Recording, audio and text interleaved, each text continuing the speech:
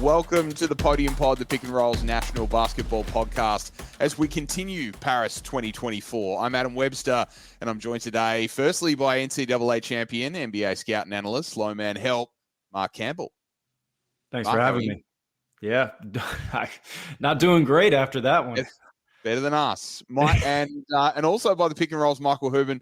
Michael, fresh out of Summer League, you've been jet setting, you've been sightseeing, but you're back on the hallowed ground of Australia now, and you just watched the Boomers lose to Canada. Yeah, that was a tough one. I guess we have the privilege when we write for the Pick and Roll of taking our time and, sort of writing things out objectively, but it's so hard jumping on a live after a game like that. The tensions are running high, and it's hard not to feel deflated after a tough loss like that. It was tough. I think we talked about the emotional roller coaster of the first game in the first stream that we did, Mark, and this was no different. This was an emotional roller coaster. The final score was 93-83. Of course, the Boomers defeated Spain by 12 points. That brings their plus-minus differential to +2, so they are only just on the positive side of the ledger. I want to talk about this game first before we talk about what the result means. Mark, why did the Boomers lose this game? How did the Boomers lose this game? I think halftime adjustments were a massive deal in this one. I thought that Canada and Jordi Fernandez, they did a wonderful job of coming out and adjusting how they were going to attack offensively. They did a really good job of bringing guards up to set screens to get Dyson off the ball to be able to attack, whether they're getting downhill against Patty or Josh, or if the Boomers showed help, they moved it to advantages to kind of crack the shell. I thought getting Dyson off the ball was a massive deal for them because Dyson was stifling everything in the first half. And then defensively, they didn't allow the Australian guards to just dribble, and walk into threes on cross matches in the pick and roll. And they didn't allow the ball to get down low. They fronted hard with guards. They made everything difficult, and Australia couldn't make open shots, and they never could change the point of attack for the entry to go high-low for Landell when the guards like Nembhard were fronting. So I think Jordi and Canada made wonderful counter adjustments at halftime, and then Gorgon and the Boomers never adjusted back. They never threw a counter punch after that, and that was all she wrote. Michael, really tough loss for the Boomers. They were in it up to their eyeballs to halftime, but just couldn't quite bridge the gap in that second half when Canada took over at the start of the third quarter. What were the key factors in this loss for you?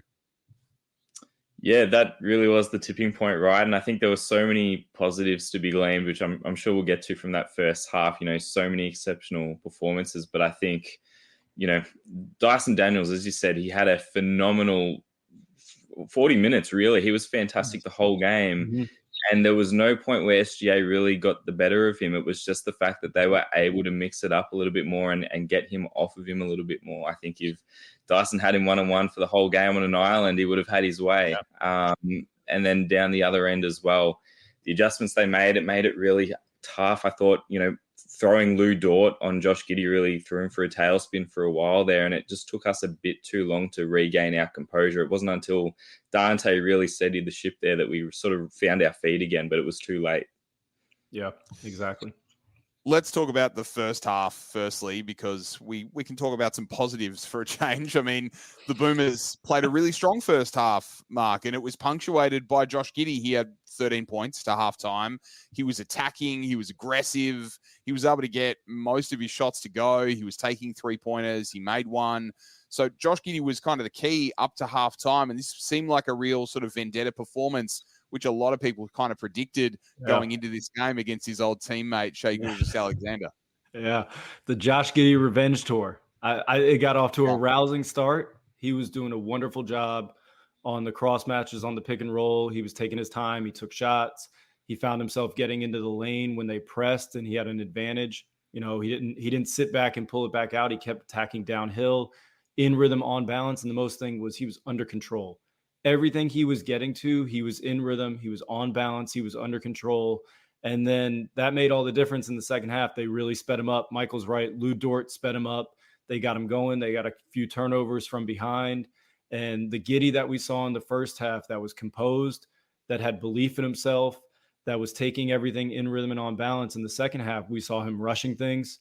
We saw a few turnovers out of him that were just, you can live with some where he's hitting it ahead, trying to find an opening. They're trying to play fast, but when you're turning it over on the ball, when you're getting stripped on the ball, and Kills then you're you. rushing shots, like those kill you. They turn into wide open ones the other way instead of, take it out of bounds. We set our defense. So I thought that in the first half, we saw the Josh Giddey that you really wanted to see. We saw the revenge tour, like I'm here type Josh Giddey. In the second half, they sped him up. They got the best of him. And it was a tough one for Giddey.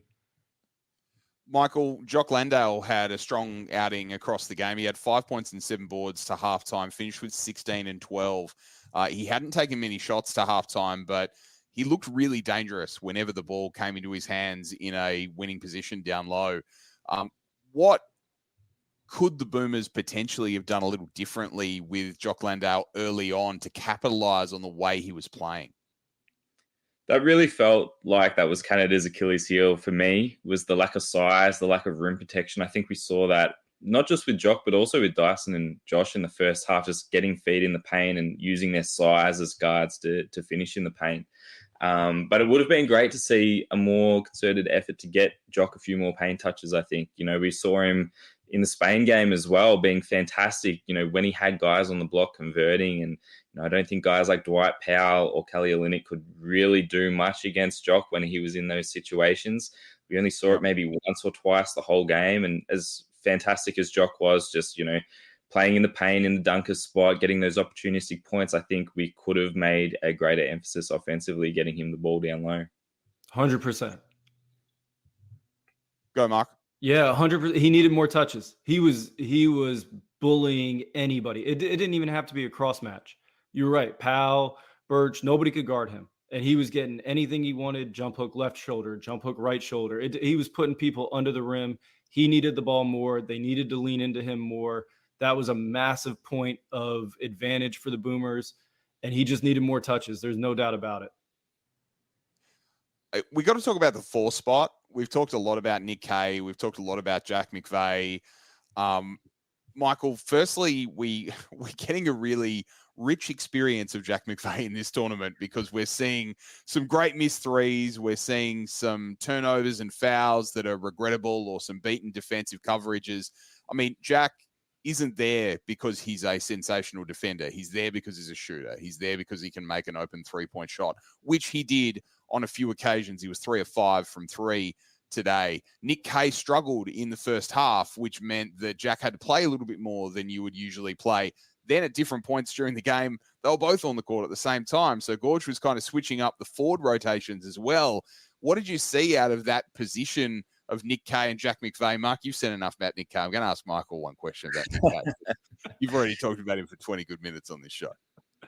Yeah. Oh, look, that was it was a tough position for us, I think. I think if you take a step back now that the game's concluded and you look at what Jack contributed, I think that is the Jack McVeigh experience, right? Overall, we got what we needed from him. He hit a couple of really big shots from outside the arc, and particularly in a game where we regressed a little bit from outside the arc, those threes were really pivotal. I think, physically he really stood out in this game against Canada's athletes.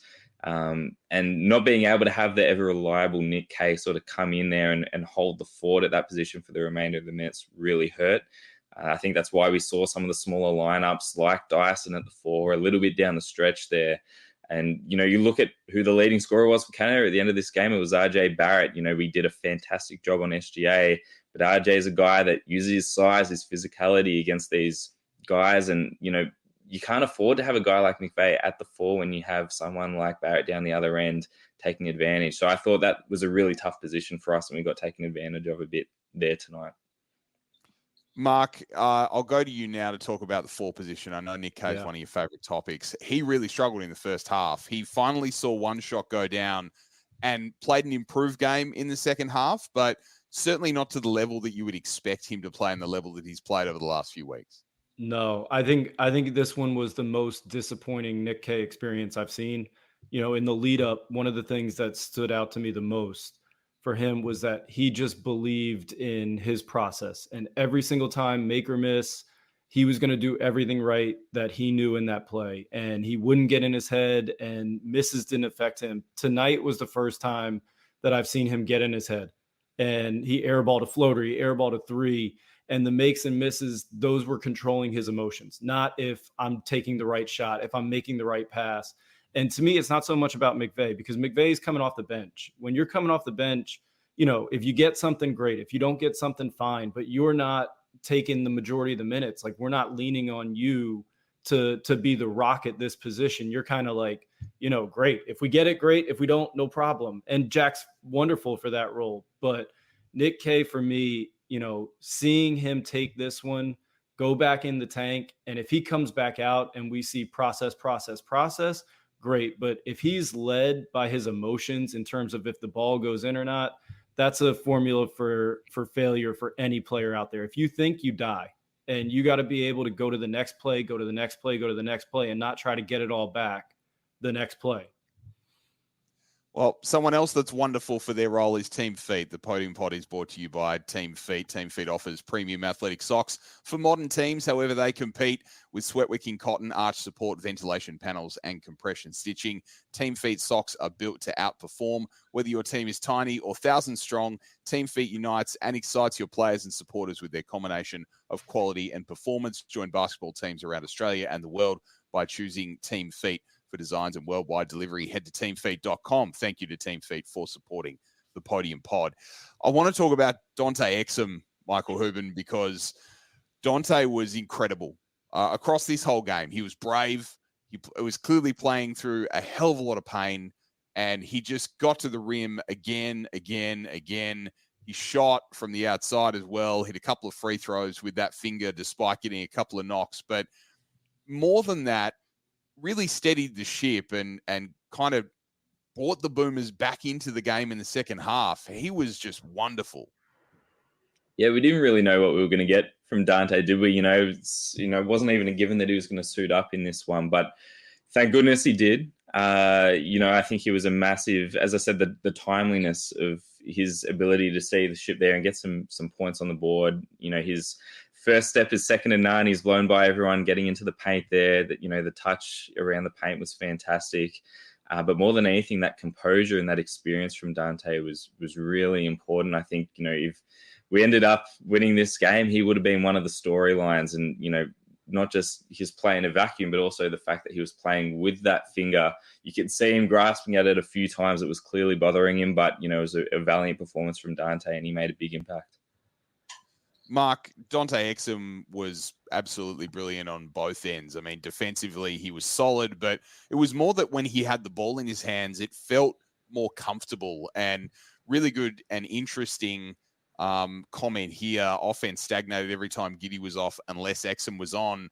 That's a really well-formed comment. I think it's clear if they were lacking one of those two guys in this contest, even though Dyson Daniels, who we'll talk about in a minute, was really, really good across the game as well. They needed that general. They needed the point guard. They needed someone to steer the ship, and that was either Josh Giddey or Dante Exum. Giddey dominated the first half. Exum dominated the second, but they both couldn't be good at the same time in this contest. Yeah. No, I think Michael's spot on, because they got to a point. It's not like they got blown out this game. It was 74-72 after Dante really propelled him back in and righted the ship. Up 4 at half, 8-0 run, for Canada in there. And then Dante came in after the 5 turnovers to start the second half, which is just brutal.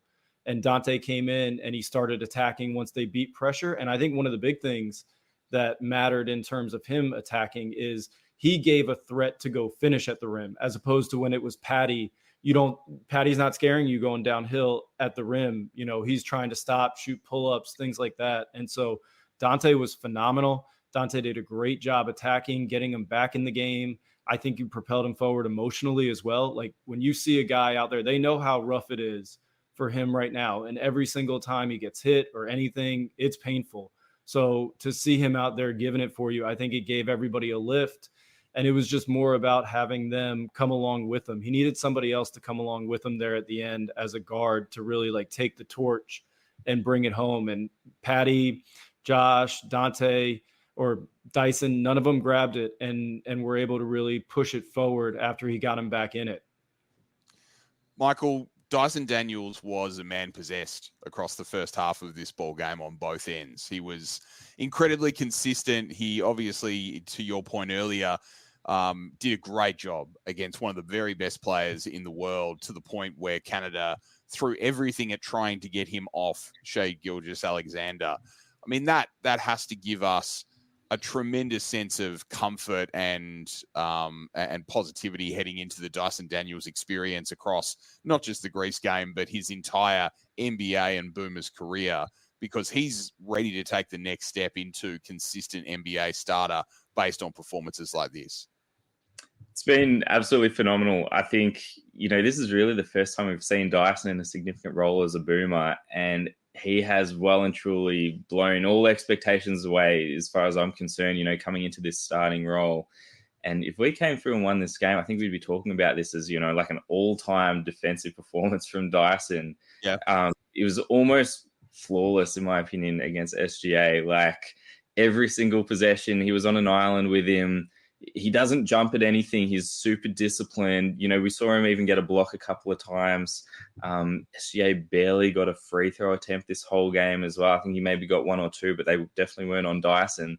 Mark, I know you got the stats in terms of who exactly he scored on, but he was just phenomenal. I think he established himself, if we didn't already think it, as, one of the world-class perimeter defenders in the world. Yeah. Nobody wants to have him guarding you on ball. I mean, it's unbelievable how he moves. He is locked down. There is no fear. He's athletic enough to move, and he has great instincts. I think SGA had him 2 buckets. One was a tough post-up fadeaway. There was one that I think really, to me, stood out as I couldn't tell if Gorge sent McVay. I couldn't tell if he got word from the bench to go double, but he came and doubled in the post.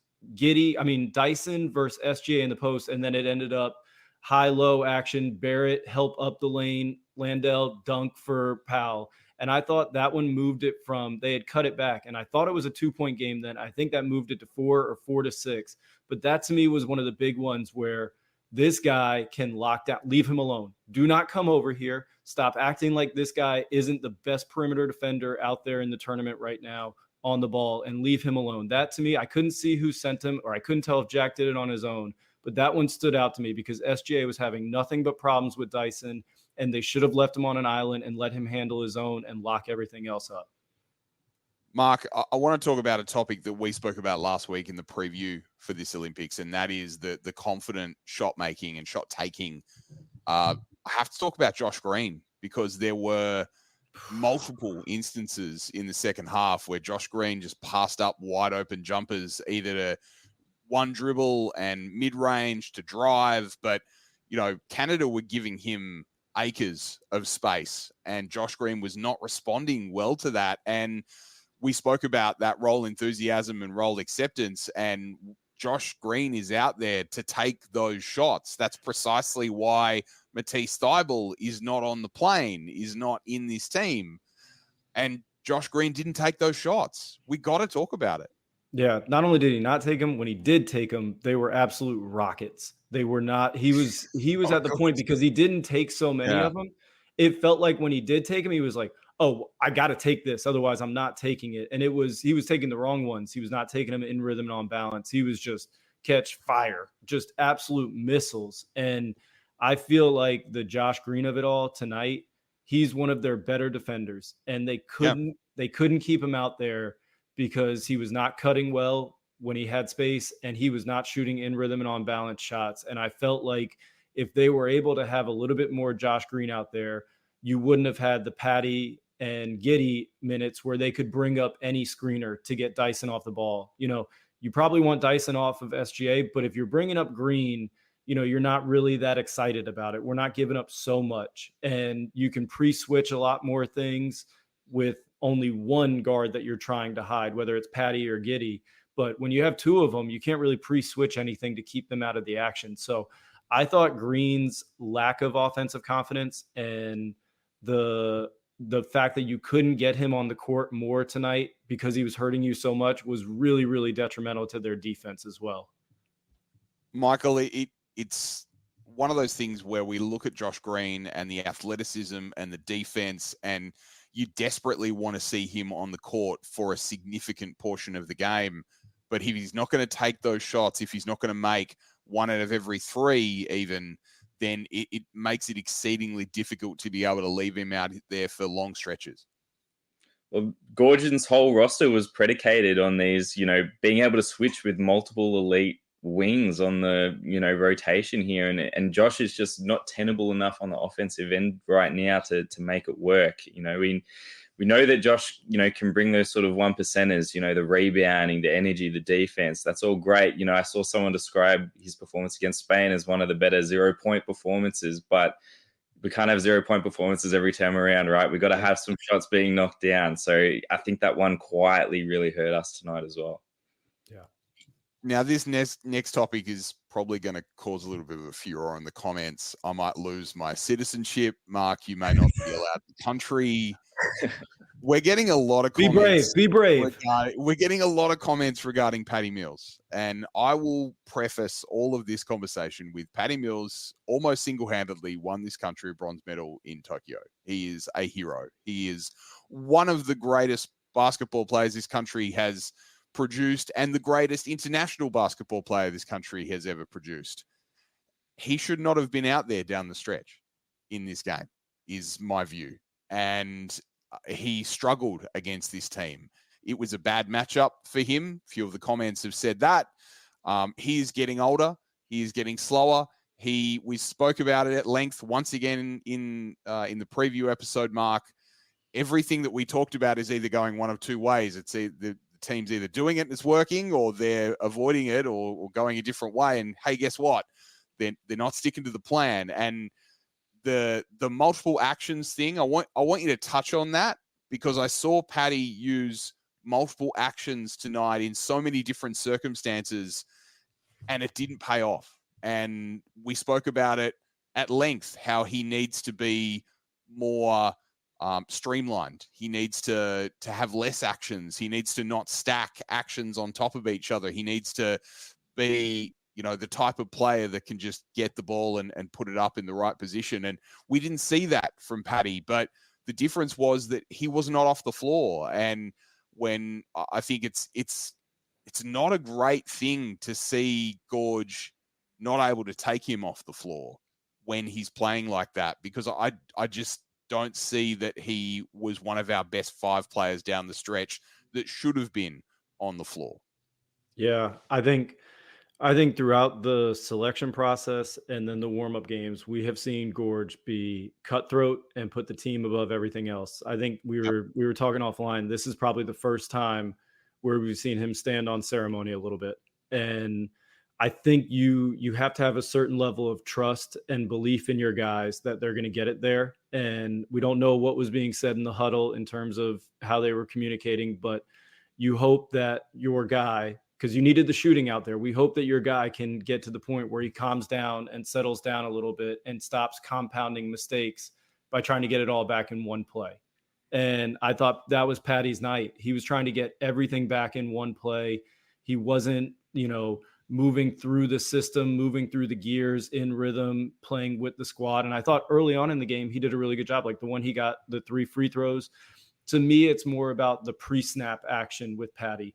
If Patty's on the ball and you can have ball pressure plus 8 more eyes on him, that's not something where he's got the juice to beat those actions all the time. And I thought there were way too many of those moments and way too few of he's setting a back screen, then coming off a down. He's setting a cross screen, then he's doing something else, then he's getting a DHO. Like, you want him having pre-snap action so that he's attacking from an advantage when he gets the ball, instead of he needs all these dribbles and then everybody's looking at him. He's trying to make something happen. One that really stood out to me was in the second half on the right side, and he had a switch in a pick and roll with Landell. And he shot this shot that I've seen him shoot a ton of times, where he digs into somebody, glides away, and then tries to shoot a fadeaway. And I've seen him shoot it 4 times in the warmups, and I saw him shoot it this time, and 3 of the times he's missed it high off the backboard. And that shot, to me, that's the one, when I see him shoot that one, I always think to myself, all right, like he's trying to get it all back right here. He's trying to say like, oh, I'm still Patty. And to me, like that shot really symbolized his night in a nutshell of trying to get it all back in one play, not playing enough with pre-snap action and letting others create advantages for him to play off of. Michael, I don't want ASIO to knock on your door or anything, but I need you to comment on this as well, because I think you're absolutely right, Mark. There were moments there where Paddy took shots where you thought, if that's the best shot we've got, then that's a really, really bad sign. Yeah. And I think Canada, you've got to give Canada a ton of credit too. They made it exceedingly difficult for Paddy to get in any situations where he was at an advantage. So you do have to give Canada their due, just like you give them their due for disrupting Giddy in the second half, for fronting Jock Landale. I don't think we should bury the lead here. Canada played a sensational game as well. They're a deserved medal contender. But down the stretch, Michael, Paddy was not one of the players out there on the floor that you could honestly, hand on heart, say, this is going to be the best chance that we have of winning this game. I hate to say it, but when he came on for that final stint, I got a little bit nervous. You never know. I mean, Paddy, for better or worse, is a volatile player. That's the nature of his game. But, the way it is right now, with Paddy in the past, you ride or die by Paddy. We have lived on, to some extent, Paddy's hero ball for many major tournaments. And a lot of the times he's come up as the hero. But, as you said, it's cutthroat now. We need to make decisions on the fly. This is a tournament where you can't sort of ride on guys' legacies. You have to be there in the here and now and make those split-second decisions. I think the way the game was going, I think the way that, Paddy went throughout the game, he wasn't the option down the stretch. Now, that's an impossible task for Gorgon to sort of pull the pin on and say we're going to go in a different direction down there. And, it's easy to say. We've seen time and time again Paddy have a rough shooting night, but then come up when, he's needed most and hit those big shots. It just didn't feel like the sort of game where, that was going to be the best look for us. And I don't think it necessarily paid dividends to have him on down the stretch there. So looking forward, we have a group stage that has one game remaining. We have Spain on 1 win. They beat Greece. We have Canada on 2 wins, Australia on 1 win, Greece a 0 from 2 games. Australia play Greece on Friday night at 9:30. So we'll be back, obviously, win or lose or otherwise, after that game on a stream here on the Podium Pod, just as we will after every Opals and Boomers game of this 2024 Paris Olympic Games. But the fact is the Boomers have to win this game to assure themselves a place in the quarters. If they lose this game and Spain also lose, then you're risking having to be one of the 2 best placed third place teams in the group stage. And that will mean that you are seeded against one of the top 2 teams in the tournament, which will be likely the USA, France, or Canada. You'll get a date with one of those teams in the quarterfinals. If you end up winning that game and having the right points differential and other results potentially go your way, maybe Spain shock Canada and there are 3 teams on 2 wins in this group, then you hope that you win by a lot and that your point differential carries you through to first or carries you through to second, and you can play another second place team. You've got more of a chance of making potentially a semi-final. But Mark, all the marbles are on the line now against Greece, and Giannis Antetokounmpo, whilst he hasn't won a game yet, he has done everything humanly possible to get Greece a W in this tournament so far. He's a man possessed. Yeah, he's been great. I think one thing, looking back on this game and going forward in the tournament, I always like this phrase that used to be a thought of the day at Chapel Hill in Carolina, and it was, you can look at things as stumbling blocks or stepping stones. And so when they go back into this tape and they get inside, they have a day or 2 to let it waft over them and decompress and get into the truth of it all. Are they going to look at this and say, okay, like, here are the moments, and here's the way that we found success before of playing together or finding the mismatches or this and that. And are they going to let that propel them forward in terms of a newfound enthusiasm, and they're going to use this as a stepping stone and not a stumbling block? And so to me, this game could be a big deal to set them up for a ton of success down the road, as this tournament progresses. I think if you looked at this group before and you asked, all Australians, hey, if you go into this game against Greece and win or lose, like you're going to be second in the group if you win, I think everybody would be excited. If you were going into this 1-1 and you were +2 on the point differential, you would be pumped up. You would be like, yes, like that's a great thing. So I think you're still in a good spot. You have all to play for. And to get one like this where you really had control of the game and a few adjustments that you didn't actually counter to the counters. If you go back in and say, okay, you know what? We're a really good team. We've got to be able to counter these things and stay true to what we know is our core. I think you're in a great spot moving forward. Michael, to wrap us up, what do you think the Boomers' chances are against this Greece team? What should we be expecting? Who are the key players for you in this contest? Yeah, look, I think we would be the favourites coming into this game. As you said, Greece, have lost a couple of games already. And I think we've, even looking tonight, obviously there are no moral victories in a tournament like this, but there were a lot of positives as it pertains, to the next game. And, I think we're in good stead. I think we're going to see a little bit more of Magne perhaps in this next Greek game. Tonight wasn't really his matchup. I think we're going to see more and we need more from him. In that, Giannis is a big man. Absolutely, need that size and that physicality from Big Will for sure. But I think, we run it back when it all is said and done tonight. It was a hell of a game. Two really strong teams. We weren't on the winning side tonight, but Canada are a heck of a team, and I think we stand a really good chance against Greece going forward into this next one. Tons of positives to take from this one. Tons of positives. 100%. Tons of positives. And look, I know that a lot of people will probably laugh at us talking about so many positives in this show over the last half an hour, but there were. You have to look at Josh Giddey's first half, at Dyson Daniels' defensive game, at Jock Landale's game. Jack McVeigh made some shots and did some positive things on offense at times. You have to look at Dante Exum's second half. There are positives to take from this contest, which is the great thing, as you guys have said. But we will be with you every step of the way, no matter how far the Boomers and Opals go in this tournament. We will be there post-game live on YouTube after every contest. So we thank you for joining us. Make sure that you like, rate, subscribe to the podcast, to the YouTube channel, and obviously to pickandroll.com.au, which is your home of Aussie hoops.